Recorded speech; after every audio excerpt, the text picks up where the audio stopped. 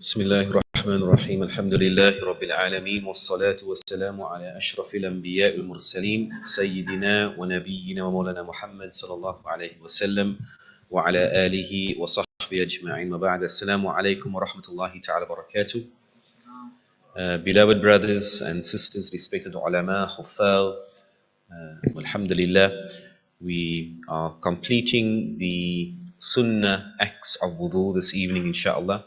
Last week we started and we looked at 5 acts, sunnah acts of wudu, and this evening we complete that section.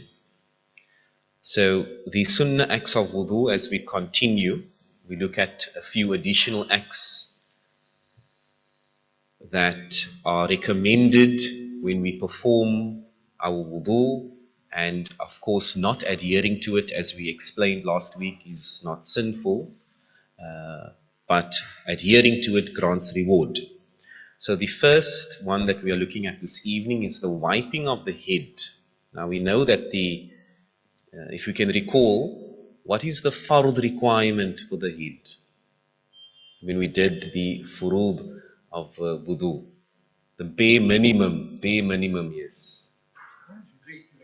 3 strands, right? But do we, mashallah, we can ask a Muslim what's the bare minimum, they'll know, alhamdulillah, subhanallah, Allah guide us.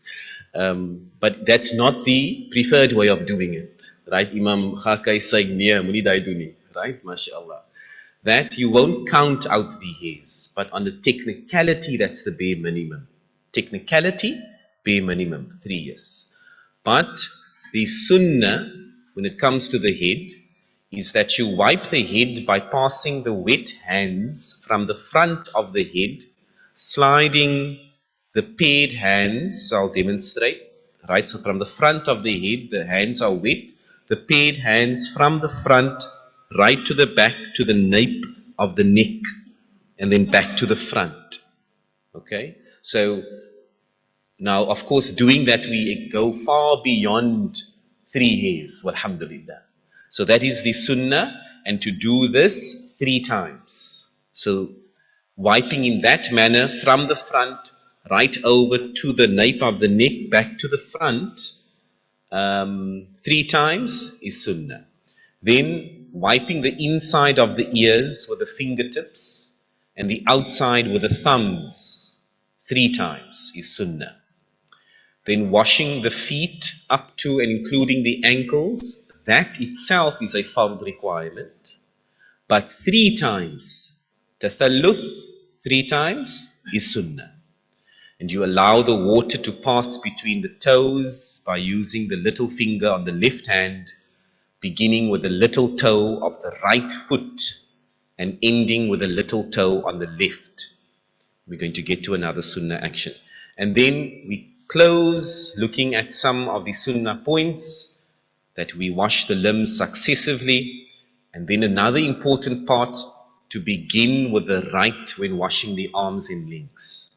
Right. So last week we said one point that we extract of sunnah is tathalluth. Tripling the action. The point we're extracting this evening is tayammun, starting with the right first, right? So generally when we reflect on, do I do left or right first? It would be right first. Generally, and I think many of us know, if sometimes you ask, you take samosas when you buka, you take 3 because you say 3 sunnah.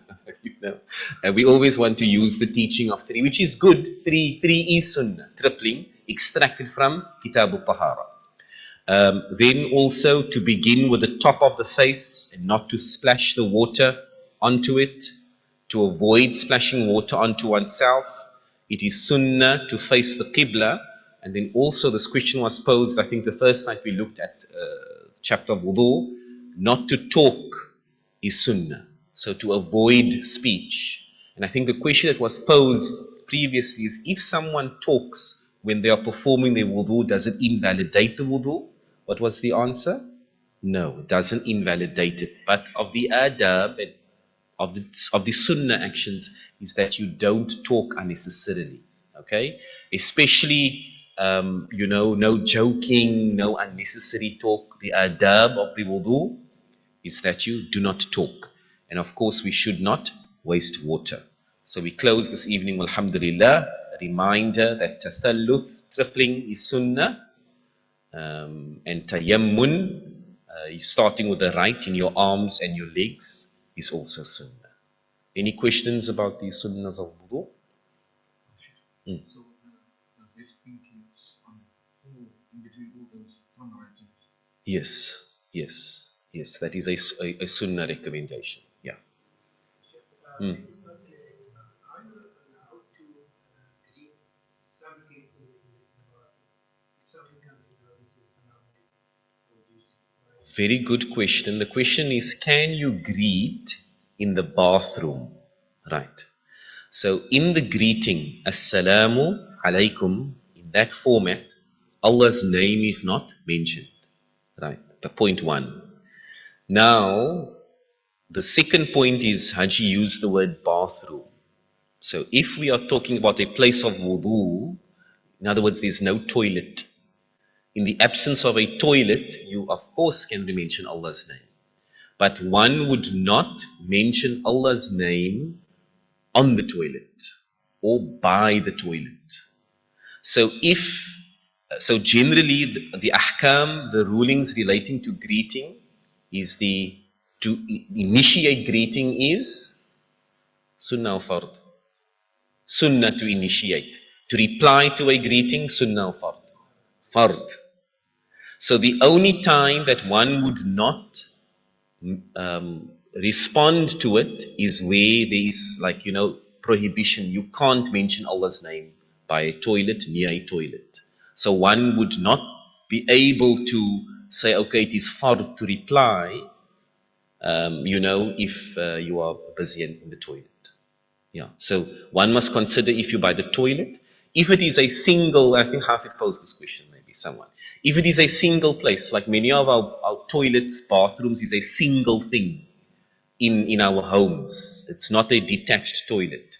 If you are not in the space of the toilet, say by another section by the sink, you are not by the toilet, and you don't consider that toilet, because a place of wudu is not a place of seeing to your need. In that, you know, you'd also limit it. You wouldn't want to, I mean, like some parents tell me their children bacha, you know, in the toilet, which is definitely not on. I mean, please don't do that, because that's disrespectful to Allah's words. So one has to evaluate where you are, and if the space is big enough that you consider it, that corner is the toilet, that side is where I take wudu, then we would have separate rulings for this. Inshallah. جزاكم خيرا وصلى الله وسلم على محمد